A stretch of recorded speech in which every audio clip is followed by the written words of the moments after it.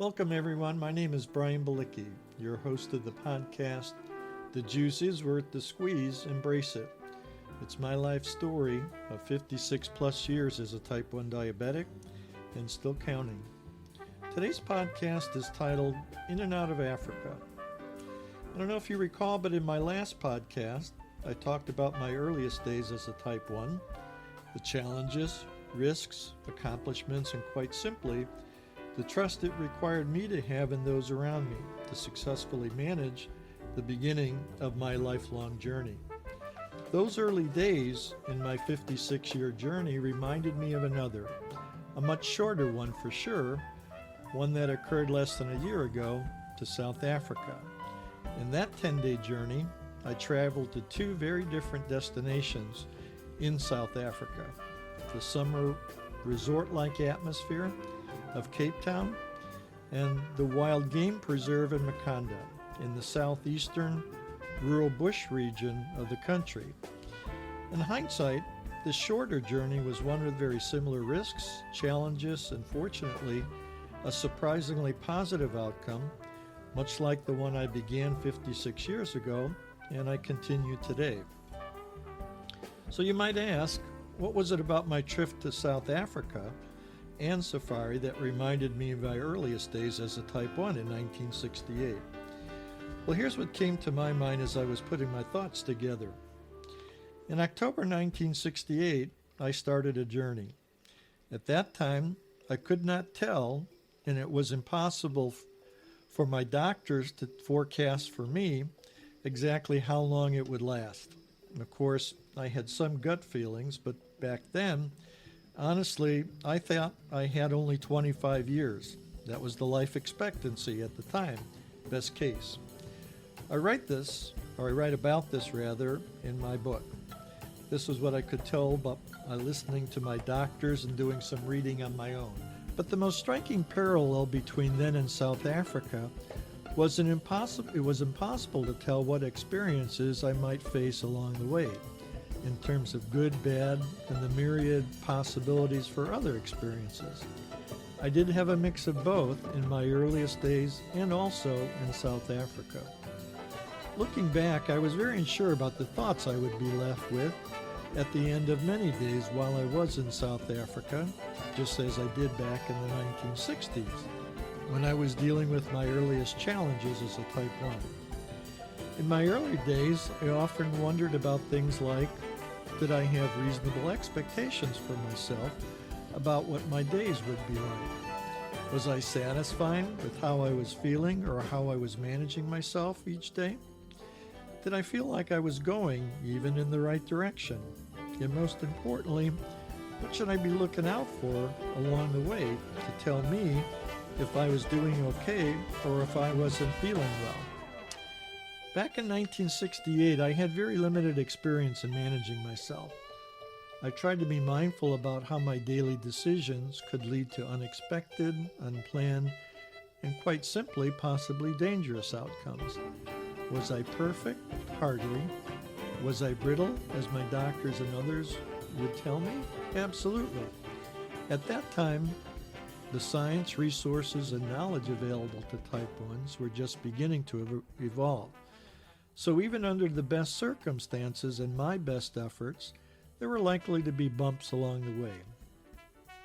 In short, on my South African safari and time in Cape Town, no matter how hard or how diligently I prepared for those trips, I wondered if I faced some unexpected emergency, challenge, or whatever, would the science, resources, and knowledge available to me as a type 1 in South Africa be really any different from what I faced back in 1968? Before leaving for South Africa, I wondered at times, would safari be kind of like a back to the future experience? Meaning, would I be beamed back in time to relive a situation I had already dealt with, one I already managed and met the challenges of? I'm sure all of my family members had their own experience in preparing for 10 days in South Africa and safari. For me, I had those, but I also had other concerns only a type 1 would naturally have. I asked myself, how would my body, my metabolism, respond to 10 days of travel by plane, van, and taxi? At least those were the tangible scenarios that I knew of and was able to plan for. But of course, I had no idea how they might change or what circumstances might change them. So some other thoughts I had were, how would I fare under a very disrupted eating and sleep schedule, 5 hours removed from the East Coast of the United States? How would my body respond to the springtime climate at the bottom of the planet? How disruptive would the diet and cuisine of the South African bush country be to me and my system?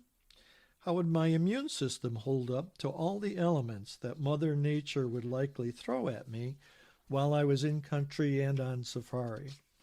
And what about the very real risks of traveling about in the South African bush, facing all the logistical and personal risks that any human could face, being within a stone's throw, yes, a simple stone's throw away from some of the fiercest animals known to mankind? Yes, the big five: elephants, lions, leopards, rhino, and buffalo. They were all on full display, and yes, up very close and personal. Well, how did it work out? Let me share some of the highlights from that story. First, here's the medical highlights. It's worth stating that in the 3 months prior to leaving for my South Africa trip, I recorded some of the best metrics collectively I've ever experienced in my 56-year-long marathon with type 1. A1C, 6.0, the absolutely best 3-month result I've ever recorded. Since technology was not as advanced back in 1968 as it is now, I can't say for sure how often I had achieved this or a better result in my earliest days as a type 1. I knew this was my personal best result before leaving. So honestly, I thought it couldn't possibly get any better, nor did I really want it to be. Why? If you've listened to any of my prior podcasts, you know my thoughts about attempting to achieve an A1C of something less than 6.0. I wouldn't dare consider it. To do that would mean pushing the envelope and possibly risking bouts of repeated low blood sugar. So naturally, I expected my A1C would probably take a hit. I just wondered by how much. My lipid results, my cholesterol, HDL, and LDL metrics, and triglycerides. I was especially interested in these because I expected I would be exposed to some very different foods and eating schedules in South Africa. I had no idea how food preparation differed from what my wife and I did normally back home. If the traditional cuisine was different, I felt this might affect my cholesterol metrics. Did the South Africans have the same food prep and habits as we had back home? I assume they probably would not. My cholesterol metrics were in very good shape prior to my departure, so here again I thought there was nowhere to go but south. No pun intended. However, I hoped they would not go as far south as I was actually headed. My expectations on this, probably no better, but hopefully no worse either. What about my EGFR? I pay very close to this metric. I pay very close attention to this metric generally. I write about this in my book, actually. What is it? This metric measures the filtration rate of fluids through my kidneys. It essentially captures how well my kidneys are functioning. Most diabetics themselves, or their doctors for sure, track this metric. It was one of my biggest curiosities. Why? It was fine before leaving, but it was still at the lower end of what's considered okay. For what it's worth, my doctor had no serious concerns about it, but me, I thought it could be better. I wondered if and how the stress of travel, the change in eating habits, the exposure to drinking new fluids I had never been exposed to in my life, and the potential for my fluid levels themselves to be disrupted due to climate changes, how would they be affected by my travels? I was so concerned I remember wondering, how would I tend to my most basic common drinking habit while away? What was that? Well, relax. I'm only talking about brushing my teeth here and nothing more. I raised this topic at my last dental checkup prior to leaving.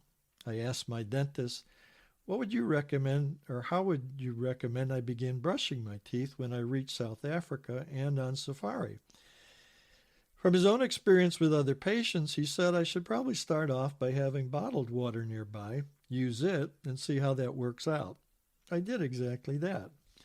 I actually planned that would be one of my first steps I would take as soon as I landed in country in South Africa. This eventually became my number one priority. Yes, I thought for the first 5, 6 days on safari, I would always use bottled water to brush my teeth with. My plan would be that I wouldn't use the local water, being it was probably well water, until I got settled and confident while I was um, established back in Cape Town and in country. But to be honest, I didn't want anything at all to disrupt my time while I was on safari. I definitely did not want to do anything at all that could jeopardize my chances of experiencing safari myself, or disrupt anyone else's time who I was traveling with either. I did not want my actions or miscalculations to interfere with the time anyone else would be spending and that they so look forward to doing. For the record, I thought it would not be until after safari ended and I returned to the big city in Cape Town on the second part of my getaway that I would trust the local water supply and began to use it for my regular teeth brushing routines. I trusted the advice of my healthcare team, again my dentist, and it seemed to work out pretty well. Before my leaving, after looking at all my physical results, my healthcare team appeared pretty confident about my chances of not just surviving, but enjoying my trip. My healthcare team of 25 plus years rather, even wished me well before leaving. I had 56 years experience managing myself and I was generally in pretty good health, they felt. Confidently, they said I should be able to enjoy all of it as long as I was not planning to do any what they called missionary work, healthcare advocacy, or worse still, traveling to any jungle-like settings. They themselves were vaguely familiar with some details of my 45-year-old public health career during my time with them as a patient. Being as well managed as I was, coupled with being fully boosted against COVID, RSV, and the flu, and previously vaccinated for things like measles, mumps, and diphtheria, I suppose they thought my immune system, general health, and diabetic control was as strong as it ever could be. However, I was reminded I should avert any contact with groups and circumstances where any number of human, environmental, and or insect-borne risks could appear to my personal health. There's one anecdote, I think, that captures their feelings about my readiness. It was from my family physician.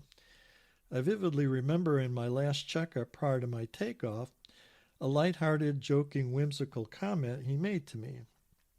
He said, quote, "You're too healthy, get out of here. Show me your pictures when you get back. Oh, by the way, be sure to take your telephoto camera lenses with you," unquote. He warned me not to get too close to the animals while I was there.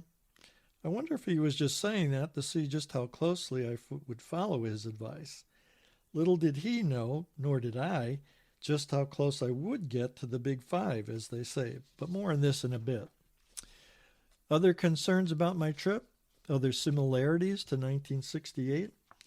Without getting too dramatic here, in reality, when I started out on my 56-year journey, I didn't have a really good picture of the everyday details I would face. As I mentioned earlier, like safari, it wasn't anything like what I had ever done. Because my daughter and husband had done this same trip 18 years earlier, I had a basic notion, yeah. However, when they made the trip, they didn't spend as much time on the premises at the game preserve itself as we were about to. Nor did they or could they have experienced it from the perspective of a type 1 diabetic like me. So naturally, I was guarded in my expectations and anxieties. They reassured me, quote, it was going to be okay, not to worry. Well, granted, I was expecting my safari experience to be a somewhat controlled situation after listening to that.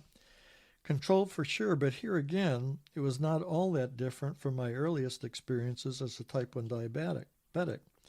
Back then, my parents and doctors repeatedly assured me things were going to go, things were all going to be going all right. They would be right there every step along the way to help me with my new journey. Family was essential to me back then because they were the only resources I could really trust and fall back on. I could count on them even if I myself could not meet or manage the risks or challenges I faced each day. Well, the same is true for my safari posse as I look back, except on safari this time the makeup of my family posse literally flipped. What do I mean? Well, fortunately this time I was not the active, naive high school age teenager I was in 1968. I was not yet working, had little real practical experience in managing numerous potential daily pitfalls in eating, exercise, managing my meds, sleep, and more. Nor was I the generally otherwise healthy kid, untouched by the many minor conditions, distractions, and more related to everyday diabetes. There was some risk in my being among the oldest members of my family on that safari trip. That was balanced by the fact that fortunately most in my family surrounding me on that trip had some experience at one time or another, helping me, caring, and literally having my back at various points in my 56-year journey. Another similarity between 1968 and South Africa was the physical environment itself and the missing network of local health resources that might be available to help me if things went south, as they say. Certainly my family would be around me, but only with limited healthcare resource and connections themselves for support. When I compared it to today, it really wasn't that much different than 1968. I was as south as you physically could be on the planet, and that thought, that one alone, created some anxiety for me. As for type 1 diabetes itself, here's what I remember as being most important. Prior to my trip, I'd done a fair amount of research about what diabetes was like in South Africa.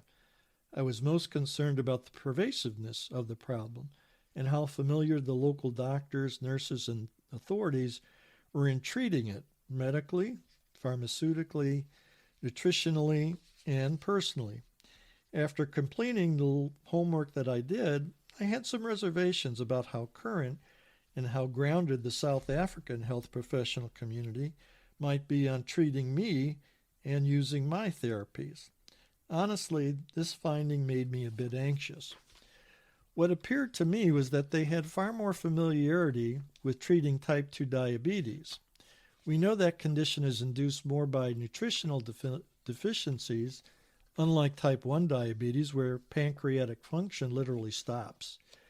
Therapies and professional knowledge to diagnose each are very distinctly different. It struck me that medicines and therapies used to treat type 2 in the country were likely more common. But what was unclear, and honestly still is to me today, if and how available fast-acting insulin might be if I needed some. This is what I used at the time and needed. Another question I had was how familiar would the local health professionals be in managing someone like me who used a pump that was looped with my CGM system. I'm sure it was not very common. So if something unforeseen happened to me, I thought, would they have begun to treat me like a type 1 or a type 2, the latter being something that would have been entirely wrong? Would they have been prepared, knowledgeable, and equipped to handle me? I think you can see why my anxiety was understandably elevated. In another scenario, I asked myself, if I lost or misplaced my insulin, would I have been able to access fast-acting insulins at all? If not, the syringes I brought with me were only useful for injecting fast-acting insulin. So if they chose to treat me, it's likely that their longer-term single-dose insulins each day would be their go-to medicines that they would likely be using. However, the calibrations on syringes used for different insulin medications are different. In this case, the syringes I brought with me would probably be useless. In the absence of supplies like I used, I wondered would they opt to use longer acting insulins? If they even had my supplies, would they even provide me with these, and how much would I be given if there were? Best case, if after leaving a facility where I had been treated and stabilized, I asked myself, well, how long could I go using whatever supplies they provided me until my actual supplies showed up? Worst case, if the local health professionals were using what was available to them, how would they have responded? Would I have even been able to allow to evaluate what they were proposing to treat me with? Would I have been given an option to accept or decline their plans?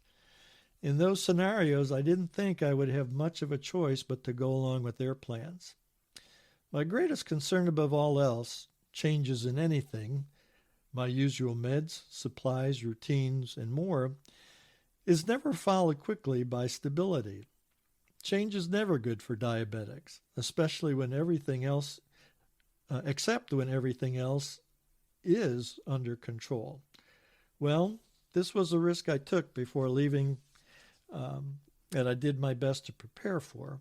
There was little difference in this situation, I thought, than even my earliest days as type 1, when I went on my occasional trips with friends or family to places like Wisconsin for fishing, with my grandparents, or skiing in Colorado. Long-acting insulins back then were the basic medications that I, like many other type 1s, and that they use for everyday management. What I became most nervous about, learned that if things did turn south in South Africa, there wasn't an easily accessible and reliable phone number I could even call for outside help. A local doctor, a local pharmacy, and most shockingly, even a local hospital. I was not in or near any big city, as I was in Chicago growing up, or even vacationing in Wisconsin and Colorado. Milwaukee and Denver were never more than an hour away, even when I traveled to these vacation spots. So why my anxiety? Well, here's some context. Still fresh in my memory was another family vacation I took to Bermuda in my later adult years, not too long after I became a Pump 1 user back in 2000. On the beaches of Bermuda one July 4 weekend, my insulin pump failed, apparently due to excessive heat. I never even knew something like that could trigger a pump failure. Being a fairly new pump user, I quickly panicked, but called the manufacturer. I had never rehearsed this emergency scenario previously because it was something I never imagined could even occur. A failed pump because of heat? Surprisingly, I reached the manufacturer later that afternoon and with no problem using my own cell phone. The technical support staff that day promised me to ship a replacement pump the very next day. Yes, the very next day. In Bermuda, out in the middle of the Atlantic Ocean, they told me all I had to do was make it to the local airport in the island to pick it up by the next afternoon, which I did. That was impressive customer support. By contrast, prior to leaving for safari, I just happened to call my current pump manufacturer just to run the same scenario past them. I asked how I might be helped if that same scenario played out again. For me, I just expected something similar would occur. Their response? Well, there was no 24/7 customer support accessible at all in South Africa, as there was with my prior manufacturer, and there would be no replacement pump either, arriving the next day, as there was the previous time. My current manufacturer was even a little bit surprised himself when I explained to him how immediate, supportive, and effective my prior manufacturer was with me in that prior emergency. This time, however, nope, sorry, they couldn't provide that kind of support now. I thought to myself, how the world has changed in 20 plus years. After digesting this phone conversation, I thought further about what my plan of action might be if the same emergency unfolded with me on safari. In my earlier crisis, all I had to do was sustain myself for a single day with manual injections, disposable syringes, and the insulin I brought with me. But if I had to manage myself for any extended period of time in South Africa, how long would it be before what I call the U.S. cavalry would come? Wow, this got my attention. I was informed that there was just an international 800 number I could call. Like I said, no customer support, no immediate pump to come to be delivered to me. Well, I realized this would quickly be a problem if it occurred. If my pump failed, and if a backup that I brought with me also did not function, I would truly be on my own. I began to ask myself, was this one of those situations where I was just being fearful of fear itself, or was there any justified anxiety here? From an earlier, entirely separate medical crisis I faced when traveling with my wife many years earlier to Germany and Poland, I attempted to make contact with the local U.S. Embassy in that situation. That was the immediate option back then for managing health-related crises. So I thought I would try the same thing this time. Well, what happened? This time I learned I couldn't actually speak to a human being. No, even while I was here in the States, I could only go to their website and inform the State Department about my upcoming travel plans and months in advance, and just alert them that I was a type 1 diabetic.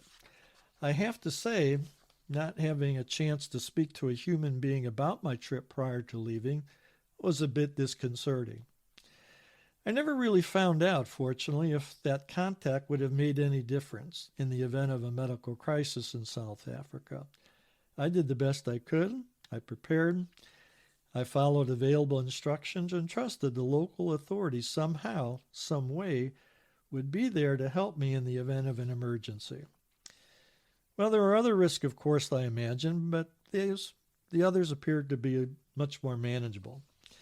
When I took stock of everything I learned prior to leaving on my trip, I kind of felt safari might be no more risky than the situation I walked into when I first became a type 1 in 1968.